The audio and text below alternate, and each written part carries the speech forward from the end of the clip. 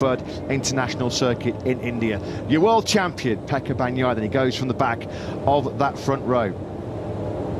Well, yesterday morning, when we had a special practice start session for the riders to have an opportunity to do some practice starts from the grid, a lot of the Ducatis had an absolute shocker when they were trying to leave the grid. We understand that they've got a hand on those problems, so we certainly didn't see anything like that in the afternoon in practice too. But it's a relatively short run to the first corner, but a big braking zone, which we've seen many riders skate wide at over the course of this weekend. So we've seen some first lap drama already this year in sprints and in Grand Prix itself, and you do fear as if this first corner could see something similar, but hopefully with now a fully dry track, we're going to get everyone safely through that first corner. You just saw there, didn't you, Lewis, as we follow the field, power away on this warm lap from the grid. I mean, you're talking, what, maybe a maximum 4 or 5 seconds before they're already hitting the brakes for that first corner. This first sector is going to be absolutely pivotal. Can they pick their way through? It's a very tight, tough braking zone into turn 1. They then drop down the hill through turn 2, and then probably one of the slowest corners on the Grand Prix calendar now. This is a fast and technical layout, this 5-kilometre Bud International Circuit, but turn 3 is super tight, so you're going to have to be very careful to pick your way through there.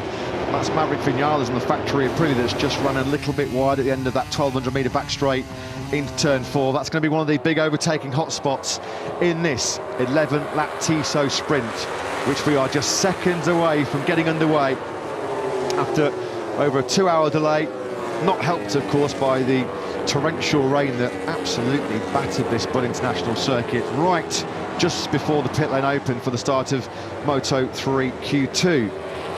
So walk that through this brilliant, look at the positive camber there, the banking that the riders get through turn 8 and 9, and it's a fast final sector through the chicane of turn 10 and 11, down the hill then through 12, and then a tight turn 13. There's going to be some drama there as well right at the end of this sprint. The toppers are going to be happy, aren't they? They love these sort of dust conditions, the sun setting in the background. We are now coming up to 5:05 local time here then in India. The Motorcycle World Championship has been going for 74 years. We've never raced here in India, so I don't think we would be too worried about another 2-hour wait when we've waited 7.5 decades for this special moment, for this moment in history as the riders come to the grid and the MotoGP field will race for the very first time on Indian soil, 50 kilometres away from the hustle and bustle of New Delhi. Those fans have been looking forward to this moment for many years, and now is the time that we go MotoGP racing in India for the first time. The green flag clears at the back. We are full throttle, we are lights out, and we're racing. A historic moment here in MotoGP in India. Jorge Martin got a superb launch from the middle of that front row. Marco Bezzecchi's going backwards, and Marini has tangled further back. Is that Pol Espargaro and Stefan Bradl? Early drama here then. Luca Marini, Marco Bezzecchi did not make the start from pole position. It dropped him back into the field. He got tagged by teammate Luca Marini. So Marco Bezzecchi, a disaster from pole. Very little has gone wrong for the Muni VR40 team this weekend, but that is the nightmare start. Marini clattering into Marco Bezzecchi. The riders on the pit wall side of the grid all got poor starts, presumably still a little bit of a damp patch there, although Marc Marquez is back in 4th place now with the elimination of the 2 VR46 Ducatis. It's Martin from Bagnaia, from Joan Mir in 3rd. There's the early chaos. Marini back on his feet. Pol Espargaro and Bradl also involved. Pol Espargaro shocking what goes on. Marco Bezzecchi, there was someone coming down the back straight, absolutely dead last, right at the back of the field. He got a right on whack. I'm wondering there might be some serious damage to the back of that Ducati, because he got a proper whack, didn't he, from his teammate Luca Marini.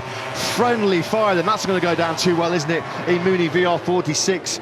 Another blow potentially for Marco Bezzecchi's championship aspirations. Back at the front then, it's Jorge Martin, who did make a sensational start from the middle of that front row. He got himself out of that early bother. Well, a lot of early chaos, and someone who thrives in chaos is Brad Binder. Remember Argentina when he started 15th and won the sprint with all of that mayhem from 14th on the grid, or 13th with the elimination of Alex Marquez. Brad Binder up to 5th. Jorge Martin then just where he wants to be, clear track ahead of him The incident involving Marini, multiple riders. 5 riders went down, didn't they, at the start of the Catalan Grand Prix. 5 riders involved then in turn 1 here in the sprint in India. High drama in this milestone Indian Grand Prix weekend. Mir trying to attack Marquez on the brakes coming into the first corner. There's some debris on the circuit there, isn't there? And the marshals, yellow flags will still be out in that first corner, as you can see, as they try to clear away multiple bikes. So no overtaking into turn 1. Yeah, I think Joan Mir was thinking of having a run at Marquez, because Marquez passed him in quite bold fashion into that final corner at the end of the first lap of the sprint, but Mir had to stay well behind Marquez, so of course the yellow flags were waving. Aleix Espargaro's gone really wide at the third turn. Aleix Espargaro has just lost a whole bunch of places. He came over the line in 12th. He's also now dropping right down to back. A big mistake then for Aleix Espargaro on the factory Aprilia into that tight first gear, turn 3. Such drama here early on. He was that running wide there. Fabio Quartararo at the end of the 1200-metre backstraight. Okay, here we go. Martin made the superb launch from second. Marco Bezzecchi did not get away well, did he, on the Muni VR46 Ducati. And here we go, look at that Marini. Surely he's going to get a penalty for that. Look how high that rear tyre was in the air. There was nothing that Bezzecchi could do about it. He knew nothing about it. Yeah, this is what it looked like from Marquez, who I mentioned got a poor start from the pit wall side, and Marini just completely lost it. Straight into the back of his teammate Marco Bezzecchi, starting from pole position. We're back now with the Repsol Hondas, and Joan Mir is looking quite racy here behind Marc Marquez, and Brad Binder quickly up behind them, looking further back. Aleix Espargaro then back in 17th place after that early mistake. He's got only Frankie Morbidelli really still circulating up behind him. Yeah, well, you can bet your bottom dollar that Marini's going to get a penalty for that. You could see just how high the rear tyre was. He grabbed a handful of brake going into first corner, slammed into the back of his teammate Bezzecchi, who's starting to work his way back through the field. He's now in 15th place, of course. Miguel Oliveira's got to drop 1 position. He passed under a yellow flag on the second lap, of course, or at the end of the first lap after all the early drama. We have to remind you as well, Bradl, Pol Espargaro were also involved in that first turn melee. Well, Jorge Martin is making a break for this. With the early drama, he's just getting on with it. A 1:44.999 for Jorge Martin. He has got a second and a half, near enough, as a cushion over Pecco Bagnaia, who's got the Repsol Hondas for company. Dream scenario for Jorge Martin, as Bezzecchi, of course, tries to recover. Martin's just clearing off with this. He is a 1:44.999 from Martin. He's already nearly a second and a half clear of Bagnaia at the end of the first split on this lap 3 of 11. Just a quick check on Bezzecchi over the line at the end of that second lap. He was in 15th place, which of course in the Grand Prix will be good enough for a point, but only the top 9 score points in this new sprint format in 2023.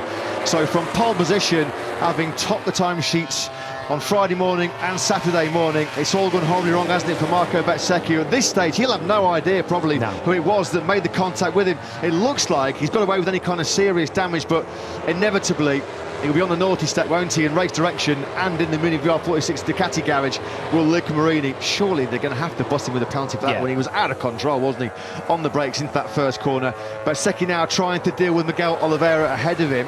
And of course, with Luca Marini out of this sprint, any penalty that he'll receive will be a grid penalty for tomorrow's sprint. This is what it looked like from the pole sitter then, and Luca Marini is just going to lose it. You can see the rear tyre is in the air, and Marco Bezzecchi will have had absolutely no idea what's going on. Difficult to really get a read on what happened between Bradl and Pol Espargaro further back. We might get an idea from this rear shot, as Bradl's at the very back of the field and he does the same thing and just clips the rear of the other gas by the look of it. He clips Augusto Fernandez and then goes straight into Pol Espargaro. Still quite a lot of debris, not on the racing line there, as you can see on the outside of that first corner. That's from all the early drama. Frankie Morbidelli, who ran wide in that first corner instance, wide again then at the start of this fourth lap. Martin, nobody on his level at all. Mir down. Oh, Joan Mir's gone down at turn 3. We saw Marc Marquez go down there earlier on. I think Frankie Morbidelli again has to take evasive action. How many instances has Morbidelli been caught up in so far? He's touched the exhaust there and burnt his hand there when he was trying to pick the motorcycle. I think that's Joan Mir's second mistake of that lap, because he already went wide into turn 1, which is why there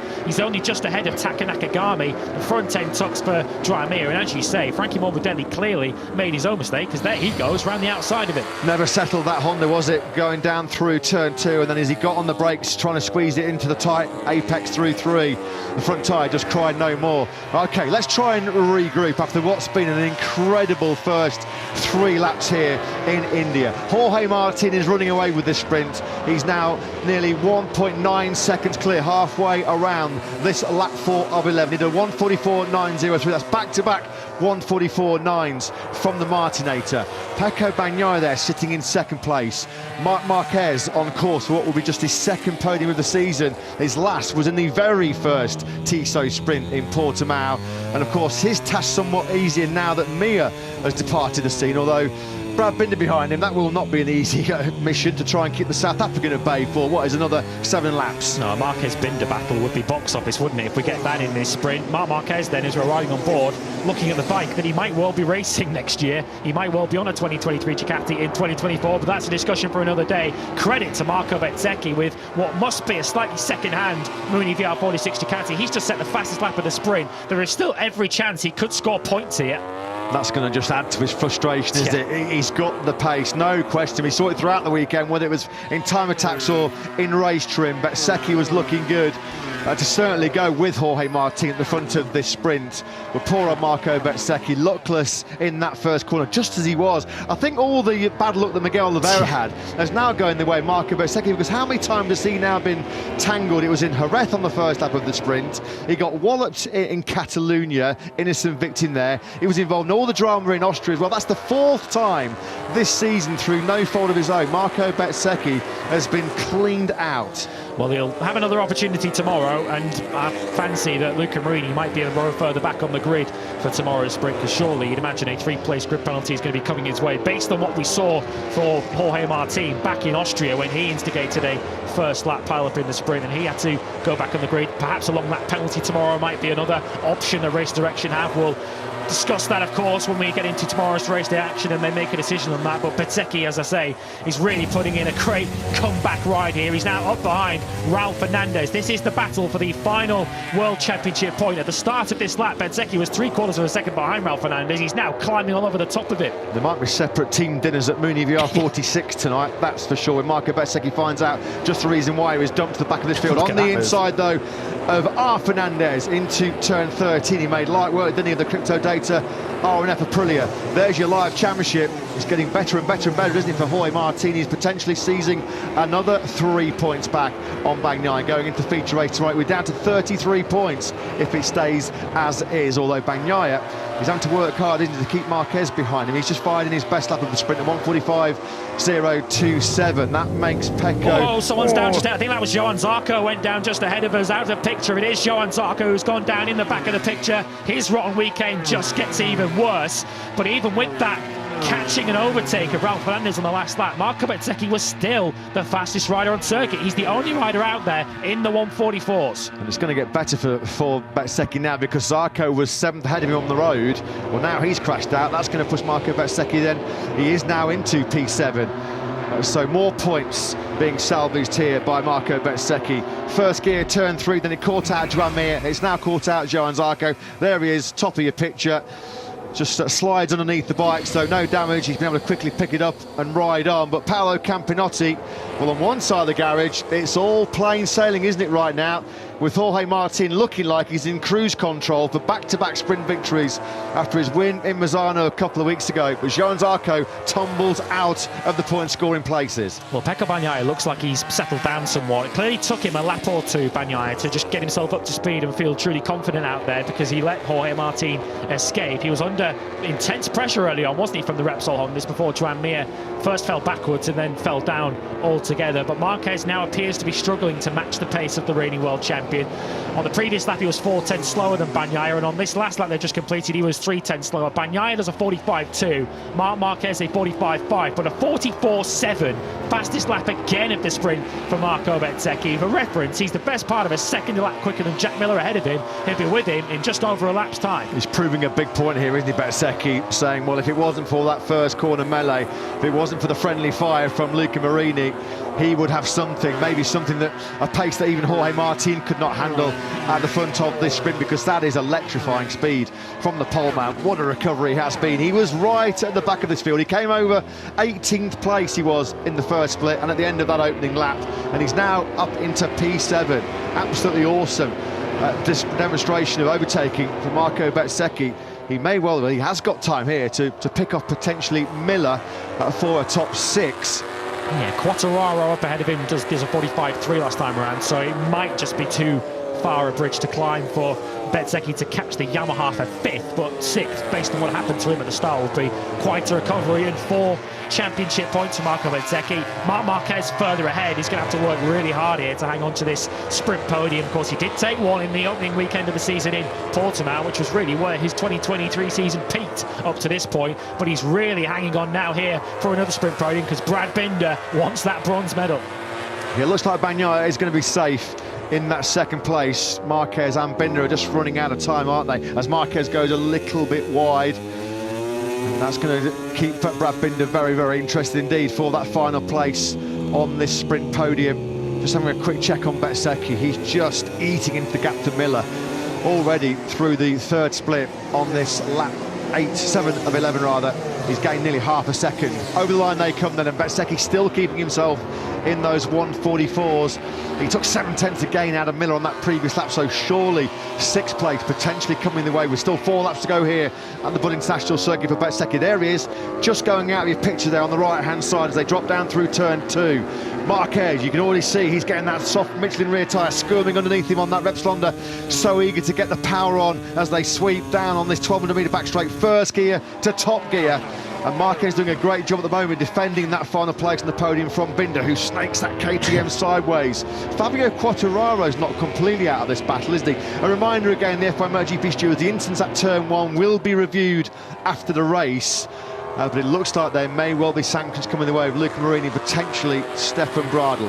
Yeah, Marc Marquez is the slowest rider in the leading 7 out there on track at the moment, which is why he's beginning to have a bit of a queue form up behind him, with Brad Binder leading it. Fabio Quartararo matched Binder for pace on the last lap. Jack Miller's not any quicker really, he's only a few hundredths quicker than Marc Marquez up ahead, so he's not really going to get involved with this battle. His job is to play a rearguard action here, because Marco Bezzecchi, you could see visibly through that back corner how much he closes in on him. Well, Bezzecchi's going to make light work of this, isn't he? He's hunted down Jack Miller. He's taken the couple of seconds that he needed in 2 or 3 laps. And Miller at the moment just going to have nothing for the Ducati man on the inside. That's like shelling peas, isn't it, for Marco Bezzecchi? Picks off the Australian then, the new dad, Jack Miller. So he'll still be in the point scoring places, Miller, but down into 7th place now. So Bezzecchi up into 6th. Is this going to be another 144 from the 24 Italian? Marquez, personal best lap of the sprint from him on the 145.259. Bezzecchi does again keep himself in those 44s. Yellow flags out now in sector 4. Aleix Espargaro, I think, has gone down. He's dropping down the timing screens at the moment, so a sprint that's not gone particularly well from the get-go for Aleix Espargaro has just got worse. He has crashed out in the final sector. It looks like the final corner. Yeah, a bit of a poor day for the factory of Prinity. Maverick Vinales was only circulating in 8th place. And now then, time running out here for Brad Binder, who's picking up some good slipstream here. He's got 1,200 metres to try and use the clear air behind Marc Marquez.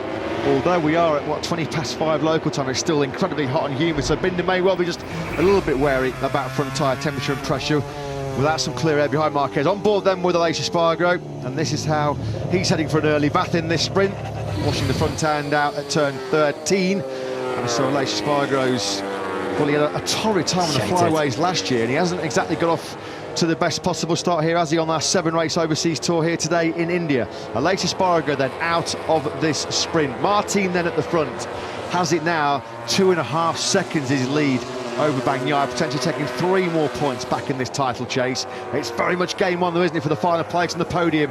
Marquez versus Binder as we come towards the start of lap 9 of 11. Can Quartararo and Bezzecchi still have a role to play in this battle for the podium? I mean, Marc Marquez is, to his great credit, he did set his personal best lap of the sprint last time around. He did a 1:45.259. He was actually quicker than Bagnaia up ahead of him on that last lap, albeit 1.3 seconds behind. So Marquez is doing everything he can to try and keep Brad Binder at bay. Last time around, 45.3 for Marquez. He was quicker than both Binder and Quartararo, but a 44.7 for Bezzecchi he's going to be right behind Fabio Quartararo at the end of this penultimate lap. Just doing 44, so fun, isn't he, Marco Bezzecchi? I guess the question we'll have to pose is, if he was at the front, how much more in the tank would Jorge Martin have had? You know, that could have been one of the big questions. Martin, of course, having built that 2.5 second advantage, he'll just think, well, all I need to do is sit in those sort of low 145s. There might be plenty more in the locker for Jorge Martin had he needed it, but he's comfortably clear. 2.5 seconds with about a lap and a half to go here in India. Marquez just not giving Binder a sniff, is he? At a chance to even show him his front wheel.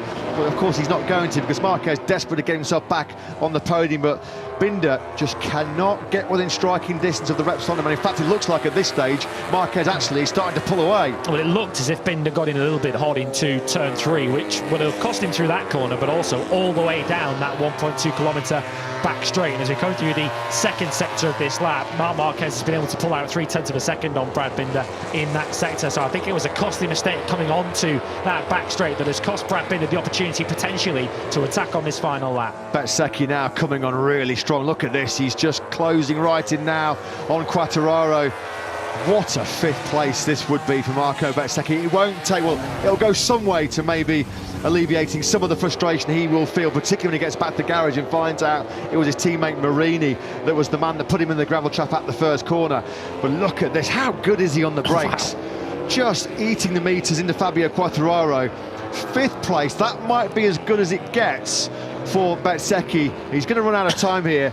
Look at this, a 44.628 on lap 10. Best lap of the sprint so far. I just think he's going to, if it was a 12-lap sprint as it was scheduled, he might well have had something for Quartararo, Binder and Marquez. It looks like maybe Quartararo will be his last victim in this 11-lapper. What a ride this has been from Marco Bezzecchi. Clearly the rear of those Ducati GP22s are made of stern stuff, because it took quite a whack from Luca Marini into the first corner. We're riding on board with Bezzecchi, who's already eating up the distance between himself and the Yamaha, and he'll make mincemeat to him on the brakes, but he's ahead before he even gets to the braking zone. That reminded me of when Marini blitzed past Quartararo down that long back straight into Koto, didn't he? And Quartararo's gone wide. He just tried to leave his braking as late as he dared there, just to try and maybe push Bezzecchi into mistake, but that was just, it's free time, isn't it? That the speed differential between the GP22 in the hands of Bezzecchi compared to the sluggish factory Yamaha Fabio Quartararo. Quartararo can do nothing about that. Absolutely defenceless in that kind of situation. So Bezzecchi then does now pounce up into 5th place. Last lap though, well and truly underway. They power through turn 8 and 9. This man has been in a sprint of his own. It has been another Martin masterclass at the front. Bagnaia is going to limit the damage with a safe 2nd place. But without any question, the superstar of this sprint, what a spectacle, what a show he's put on, has been Marco Bezzecchi from the back of the field to what looks like being 5th. So then into the final corner we go, and it has been a Jorge Martin masterclass. He has the honour, he's the history maker, the first ever MotoGP winner on Indian soil here at the Bud International Circuit. Martin takes it, 1.4 seconds clear of Pecco Bagnaia. Marquez is back on the podium for the first time since the sprint in Portimao. Binder does hold on for 4th place. Marco Bezzecchi on the last lap of that sprint set another best lap of 1:44.556. Astonishing late speed by Marco Bezzecchi, who came from dead last after the first corner drama with his teammate Luca Marini. A stunning 5th place for Bez. 6th place goes to Quartararo. Points for Miller, Vinales and Raul Fernandez. First sprint points on a Saturday then for Raul Fernandez. Gian Antonio was 10th. Further down the field, there was so much drama. Lacey Spargaro crashed, Johan Zarco crashed, Joan Mir also crashed when he was in the podium battle on the Repsol Honda. But Jorge Martin was supreme. But Marco Bezzecchi, take a bow, because what a recovery that was. Probably some of the best 11 laps he's ever ridden, to be fair to him. I can't wait to see an overtake compilation of Marco Bezzecchi's sprint, because that was some display, wasn't it? Martin did everything he had to do, didn't put a wheel wrong, and given what happened at the start, none of that was Jorge Martin's fault, so he took full advantage and took the victory. Pecco Bagnaia didn't have an answer for him in the end, but did what he had to. 9 World Championship points, although he does see his lead cut again from 36 to 33. And with that pace that Marco Bezzecchi was setting, a 1:44.5 on the final lap, it might have only taken one more lap for him to finish on the podium.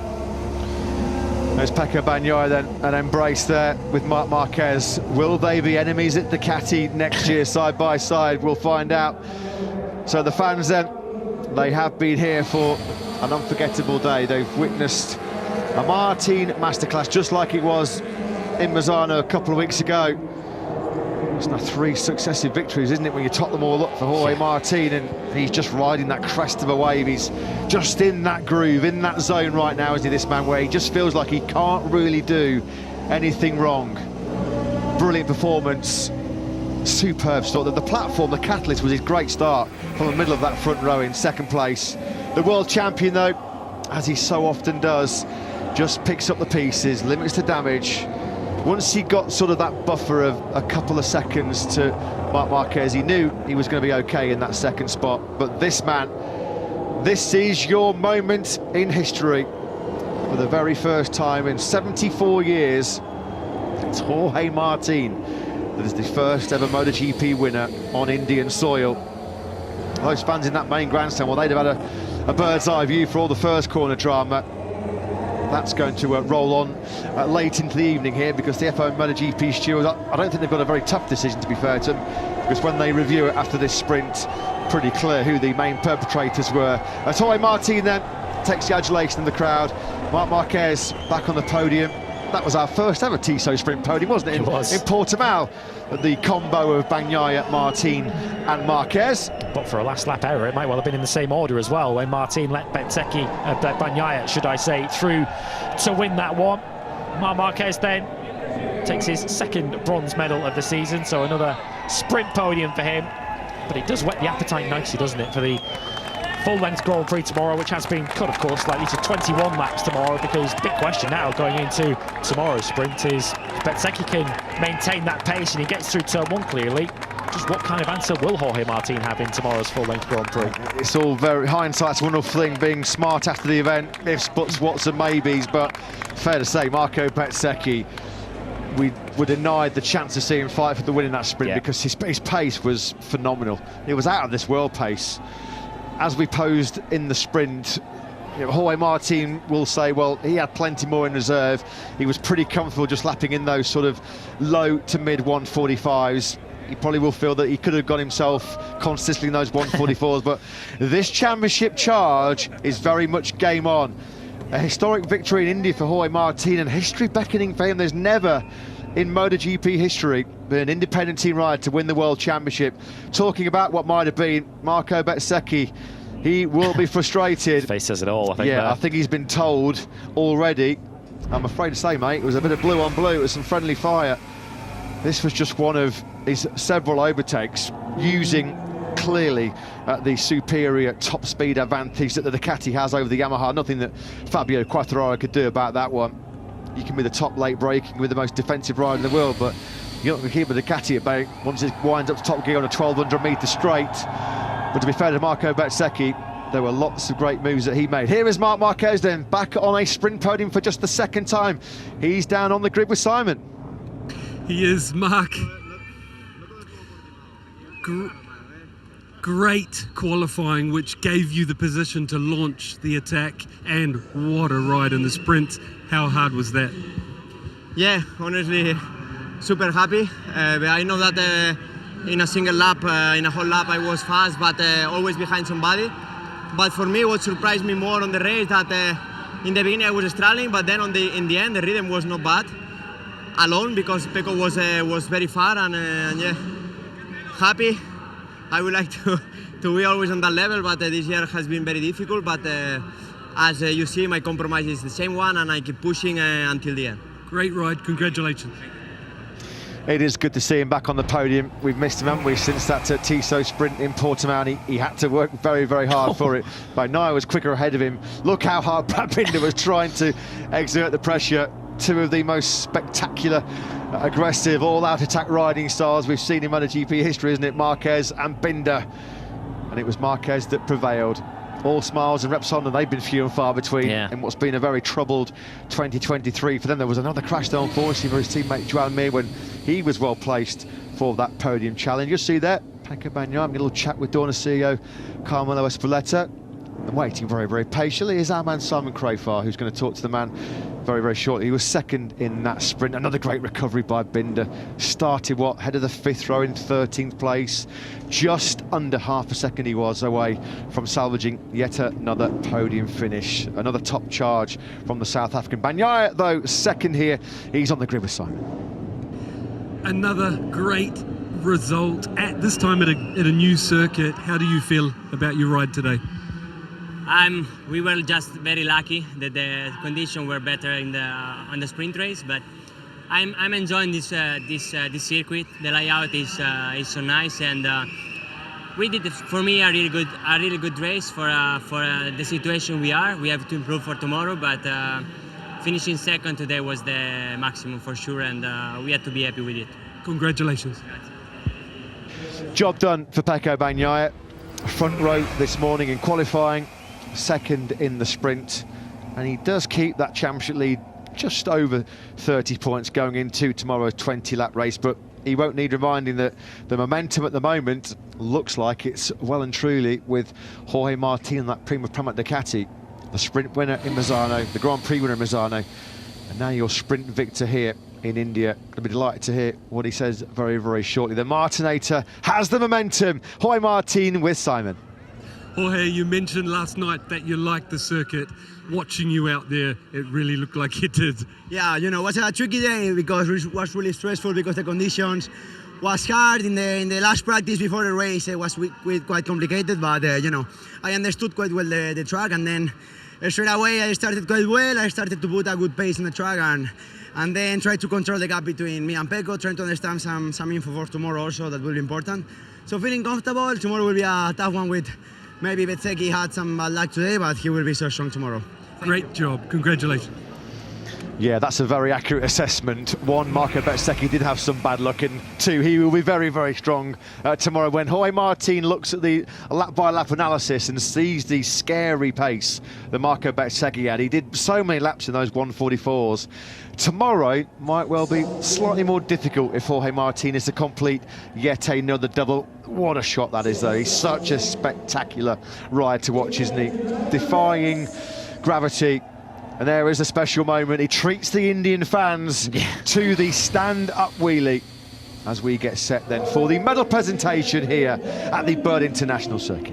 Well, even after a shortened sprint, the rider's quite keen to take a seat there in what are very punishing conditions. Special guest of Tissot, Vijay Singh Ajudapara, will present the third-placed bronze medal, and that is the second that Marc Marquez has had around his neck this year. Still waiting for a Sunday podium, but could tomorrow be the day for the 8-times world champion? Of course, as mentioned, Marco Bezzecchi not involved in that battle. Surely he will be tomorrow as long as he stays out of trouble. For Pecco Bagnaia, of course, the 13th Tissot sprint of the season, and he's now stood on the podium in 11 of them. 4 wins. Unfortunately, though, he had to settle for second best today. Very quickly recognised that there was no answer for Jorge Martin today, and he had to make do with the 9 points. And FIM President George Villegas will present the winner's medal. Back-to-back sprint wins for Jorge Martin. His 4th sprint win of the year, drawing him level now with Pecco Bagnaia as his title challenge gathers momentum.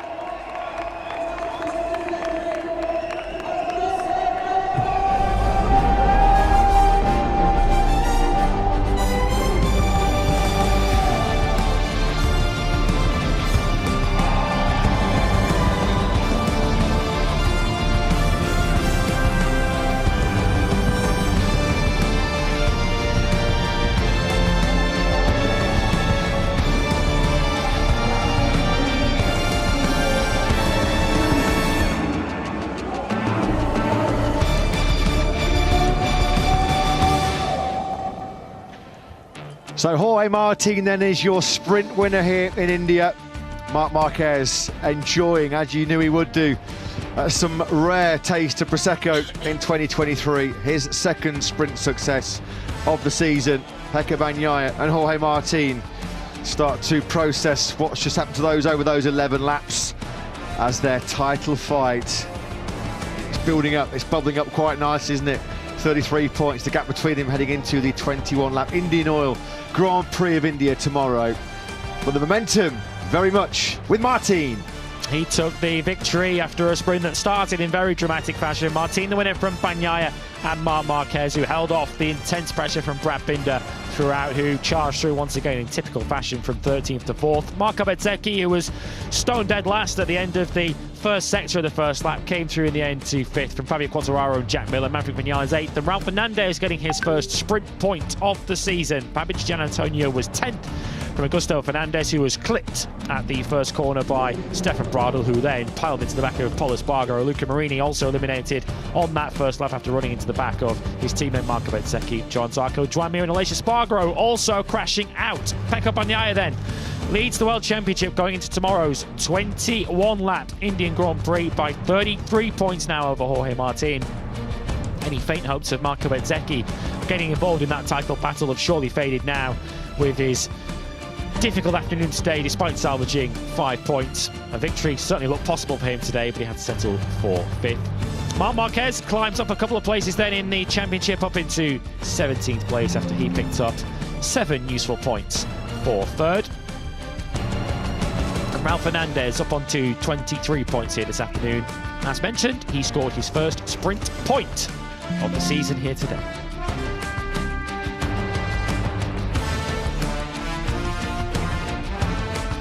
Ducati lead the Constructors' Championship by 188 points. KTM have stretched their advantage over Aprilia now in the battle for 2nd place. 20 points separate them.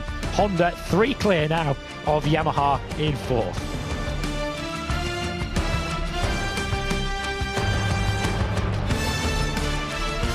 And in the Teams Championship, Prima Pramac Racing extend their lead, of course, with the misfortune today, self-inflicted really, wasn't it, of Mooney VR46.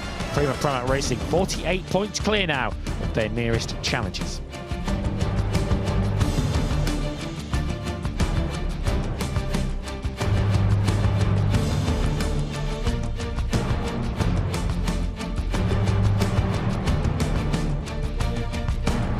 The Independent Riders' Championship, Jorge Martin then 36 points clear now of Marco Bezzecchi.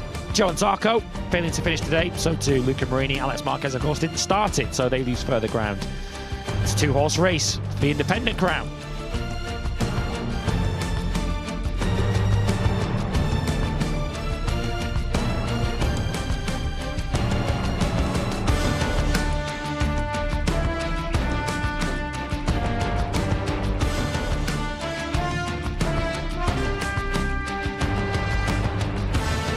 In the Independent Teams Championship, Prima Pramac Racing 55 clear now of Mooney VR46. No points today for Grassini, of course, with Alex Marquez failing to take the start after his injury in qualifying. A point today, though, for Kryptonator RNF. We move on to 102 points.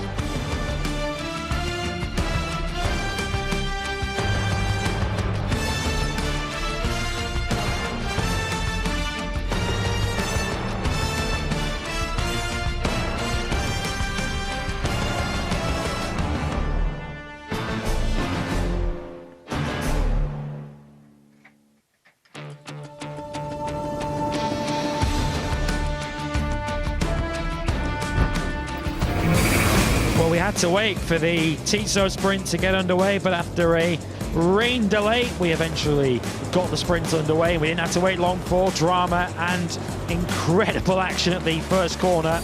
Fortunately, not the kind of action that Mooney VR46 were hoping for, as Luca Marini piled into the back of his teammate Marco Bezzecchi. We also saw contact further back with Stefan Bradl and the 2 Gas Factory Racing Tech 3 KTMs. Marco Bezzecchi, though, inspired into a charge with that incident on the first lap. He gained position there thanks to the mistake of Joan Mir, who was forced to retire. Shame for him after what has been a strong weekend so far. Battle for the podium then was a straight fight between Marc Marquez and Brad Binder, as Binder piled on the pressure to the 8 times world champion. Aleix Espargaro, who lost his temper in qualifying this morning, lost the front coming into the final corner after already dropping out of the points early on. That left him on the sidelines. But Marco Bezzecchi, who was gaining positions hand over fist, was able to pick off Fabio Quartararo on the very final lap to take a fine 5th place, finished less than a second away from the podium in the end. A podium topped by Jorge Martin, who took advantage of the first lap chaos and was never threatened from there. Martin then taking back-to-back sprint wins. If you combine sprints and Grand Prix wins, that's 3 in a row now for the Martinator. Gains further ground in the World Championship. Pecco Bagnaia with a nod of respect to Marc Marquez. They joined the sprint winner on the podium. But today was Martin's day. Bezzecchi will hope to fight back tomorrow, but it's Jorge Martin who takes the sprint win and closes the gap to 33 points in the race for the title as we prepare for the Grand Prix of India tomorrow. We'll see you on race day.